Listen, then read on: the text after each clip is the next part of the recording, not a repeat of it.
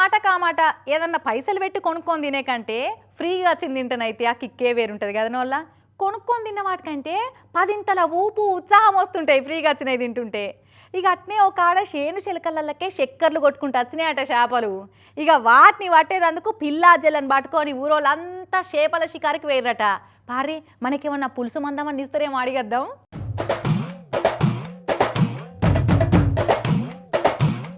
అగోగోగోగో ఇగో ఇగో ఇగో ఇగో ఎయిరా ఎయ్ కొట్రా కొట్రా కొట్రా కొట్రా. పిల్లగాళ్ళు మొత్తం అంత లేరు కానీ మునుం పెట్టి పడుతున్నారు కదా చేపలను. ఓరక్క ఊరంతా ఇటే ఉన్నట్టున్నారు కదా, ఇవాళ ఎవ్వలింటి పోయినా చేపల కూరనే పోర్రి.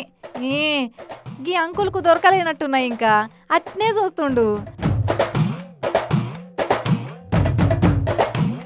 అల్లూరు జిల్లాలో గిరివినియకుంట వానలు పడే వరకు చెరువులు అలుగులు వారి చేపలు ఇట్లా నడిచేళ్ళకి వస్తున్నాయి.